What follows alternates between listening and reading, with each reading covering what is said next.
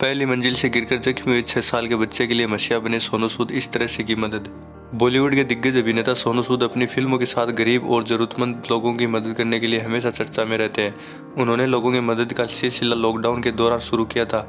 उसके बाद से अब तक सोनू सूद हजारों लोगों की मदद कर चुके हैं। अब वह 6 साल के बच्चे की मदद करने के लिए आगे आए हैं। बाइडेन बोले, ट्रंप प्रशासन के आदेशों की करेंगे समीक्षा, पद संभालने के तुरंत बाद लाएंगे आवर्जन संबंधी बिल। मध्य प्रदेश में लागू हुआ धार्मिक स्वतंत्रता विधेयक, शिवराज सिंह चौहान सरकार ने राजपत्र में किया अधिसूचित।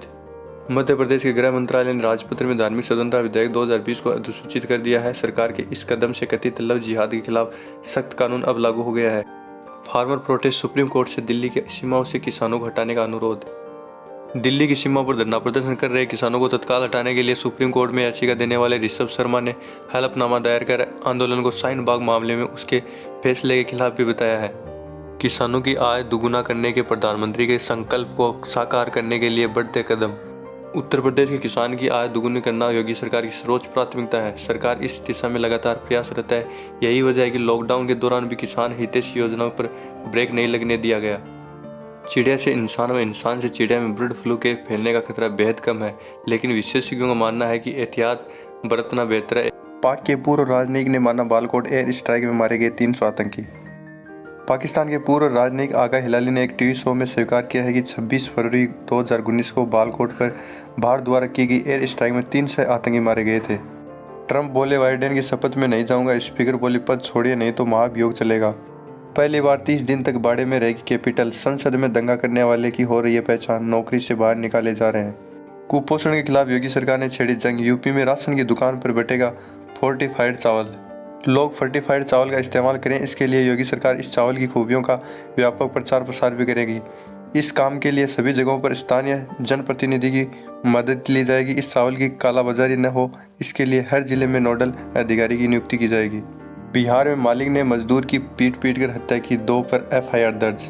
इंडोनेशिया में विमान हादसा, 62 लोगों को लेकर जा रहा बोइंग 737 प्लेन क्रैश, समुद्र में संदिग्ध मलबा मिला। किसान आंदोलन पर बीजेपी विधायक मदन दिलावर ने कहा कि तथाकथित किसान आंदोलन में पिकनिक मना रहे हैं, चिकन बिरयानी खाकर बर्ड फ्लू फैलाने की साजिश। 4 साल पहले यूके से गाँव लौटा कपल अब यूट्यूब पर गाय भैंस का वीडियो अपलोड कर कमा रहे हैं 5 लाख रुपए महीना। राजधानी जयपुर के चौमू कस्बे में भी सामाजिक सुरक्षा पेंशन योजना में हुए एक बड़े गड़बड़ जाले का खुलासा हुआ है। देश का इंतजार खत्म, पीएम मोदी की घोषणा, 16 जनवरी से शुरू होगी कोविड वैक्सीनेशन ड्राइव। सबसे पहले करीब 3 करोड़ हेल्थ केयर और फ्रंटलाइन वर्कर्स को कोरोना का टीका लगाया जाएगा। यह बिल्कुल मुफ्त होगा। इसके बाद 50 साल से ज़्यादा उम्र के और इससे कम उम्र के उन लोगों को टीके लगेंगे जो पहले से ही किसी गंभीर बीमारी से पीड़ित हैं।